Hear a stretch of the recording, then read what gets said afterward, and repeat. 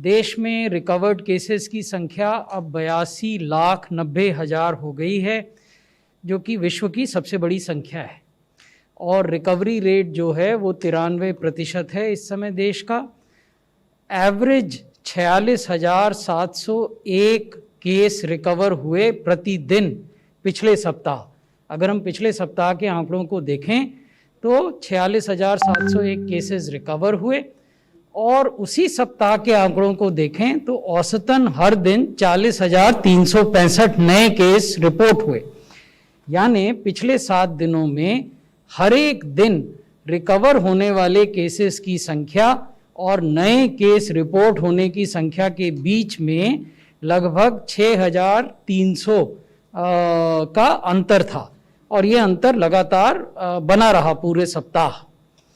अब तक 12,65,00,000 test conduct किए जा चुके हैं, और जो क्यूमुलेटिव पॉजिटिविटी रेट है वो अब 7.0% हो गया है। और अगर आप डेली पॉजिटिविटी रेट देखें पिछले सप्ताह का तो वो 4.1% है। केसेस पर मिलियन के हिसाब से भी अभी भारत विश्व के उन देशों में से है जहां बहुत ही कम केसेस प्रति मिलियन पॉपुलेशन हैं। 6,430 केस हैं प्रति मिलियन पॉपुलेशन, जबकि ऐसे भी देश हैं जहां ये संख्या 30,000 से ज़्यादा है। अगर पिछले 7 दिनों का देखें, जैसा कि मैं आपको बताता हूं कि पिछले 7 दिनों का हम इसलिए देखते हैं कि ये बताता है कि विश्व में पेंडेमिक कैसे बदल रहा है। कई देश थे जहां की एक सप्ताह से पहले इतनी भारी संख्या में नए केसेस नहीं आ रहे थे, लेकिन पिछले सप्ताह में वहाँ ज़्यादा मात्रा में नए केसेस आए हैं। तो अगर केवल पिछले सप्ताह के आंकड़ों को देखें विश्व भर में, तो हमारे देश में 211 नए केस हो रहे हैं प्रति मिलियन पॉपुलेशन, जबकि अनेक देश ऐसे हैं जहां ये 2,500 या 3,000 से भी ज़्यादा प्रति मिलियन केसेस, नए केसेस हुए पिछले एक सप्ताह में। उसी प्रकार से यदि हम मृत्यु को देखें, ये क्यूमुलेटिव है, डेथ पर मिलियन पॉपुलेशन, तो हमारे देश में 94 प्रति मिलियन है, जो कि अभी भी विश्व के काफ़ी कम मृत्यु वाले देशों में से है। अनेक विकसित देश ऐसे हैं जहां ये 600, 700 और उससे भी ज़्यादा प्रति मिलियन पॉपुलेशन का है। जिस प्रकार से हमने आपको नए केसेस का पिछले सप्ताह का आंकड़ा बताया था, उसी प्रकार नई मृत्यु के अगर हम आंकड़े देखें केवल पिछले सप्ताह के विश्व में, तो हमारे देश में 3 मृत्यु प्रति मिलियन पॉपुलेशन हुई। यानी हमारे यहाँ जो मृत्यु की दर है कोविड से वो लगातार घट रही है। लेकिन अनेक देश ऐसे हैं वेस्टर्न वर्ल्ड में जहाँ की ये संख्या लगातार बढ़ रही है, और 25, 40, 60 मृत्यु प्रति मिलियन पॉपुलेशन पिछले एक सप्ताह में रिकॉर्ड किए गए। ये मैंने आपको पिछली बार आश्वासन दिया था कि मैं आपको ये आंकड़ा दिखाऊंगा। ये है कि प्रतिदिन देश कितने टेस्ट करते हैं। जो लाल रंग का ग्राफ है वो अमेरिका को दिखाता है, जो नीले रंग का ग्राफ है, एम आई राइट, कि लाल इंडिया को दिखाता है, okay, red is India, red is India. जो लाल रंग का ग्राफ है वो भारत को दिखाता है, जो ब्लू कलर्ड ग्राफ है वो यूनाइटेड स्टेट्स ऑफ अमेरिका को दिखाता है, जो ग्रीन रंग का ग्राफ है वो रशिया को दिखाता है, जो ब्राउन है वो फ्रांस को दिखाता है, और जो ब्लैक है वो यूके या यूनाइटेड किंगडम को दिखाता है।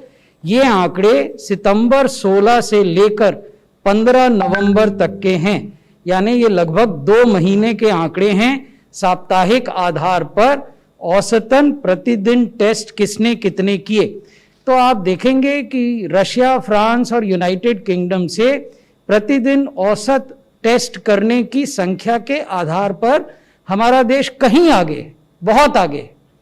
अमेरिका से भी आप देखेंगे कि कुछ सप्ताहों में जो लाल ग्राफ है वो नीले ग्राफ से ऊपर है, यानी सितंबर के सप्ताह में लाल ग्राफ ऊपर है, अक्टूबर के पहले सप्ताह में ऊपर है, 27 अक्टूबर वाले सप्ताह में ऊपर है, उसके बाद फिर नीचे भी गिरा है। तो ये दिखाता है कि हमने अपने प्रतिदिन टेस्ट करने की क्षमता में काफी वृद्धि की है। प्रतिदिन होने वाले नए केसेस की संख्या लगातार घट रही है देश में, और 29,163 केसेस 17 नवंबर को यानी पिछले 24 घंटे में रिपोर्ट हुए हैं। ये काफ़ी अरसे के बाद 30,000 से कम ये संख्या गई है, लेकिन अभी भी हमें पूरी सावधानी बरतने की ज़रूरत है। हमारा ये मानना है कि दुर्गा पूजा और अन्य जो त्यौहार अभी हुए हैं, दिवाली और कुछ राज्यों में इलेक्शन, उसका प्रभाव अभी भी हमें देखने को मिलेगा।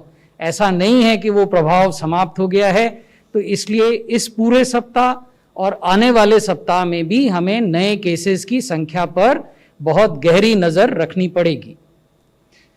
अगर हम देखें कि जो हर दिन होने वाली नई रिकवरीज हैं और हर दिन होने वाले नए केसेस हैं, उनमें किस प्रकार का ट्रेंड दिखाई दे रहा है, तो हम ये पाएंगे कि पिछले 45 दिन में लगातार जो लोग ठीक हो रहे हैं, अस्पतालों से डिस्चार्ज हो रहे हैं, उनकी संख्या लगातार ज़्यादा है, और जो नए केस रिपोर्ट हो रहे हैं उनकी संख्या लगातार दिन प्रतिदिन कम है।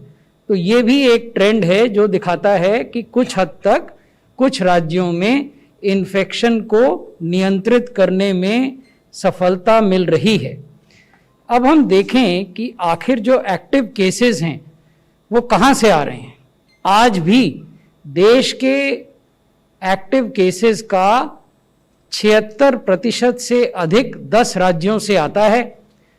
लगभग 19% केसेस महाराष्ट्र में हैं। ये एक्टिव केसेस हैं, यानी वो केसेस जो अभी भी अस्पताल में हैं या अभी होम आइसोलेशन में हैं। ये हिस्टोरिकल नंबर नहीं है।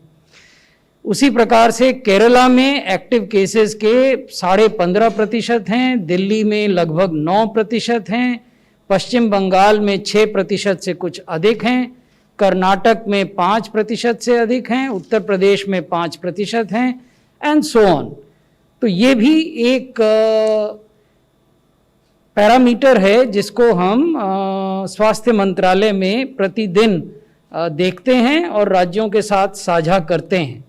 अब दिल्ली की बात हम आपसे करना चाहेंगे, क्योंकि विगत कुछ दिनों में भारत सरकार ने यूनियन होम मिनिस्ट्री और ऑनरेबल यूनियन होम मिनिस्टर के नेतृत्व में दिल्ली की स्थिति पर न केवल कड़ी नज़र रखी है, बल्कि दिल्ली के लिए कई प्रोएक्टिव कदम भी उठाए हैं।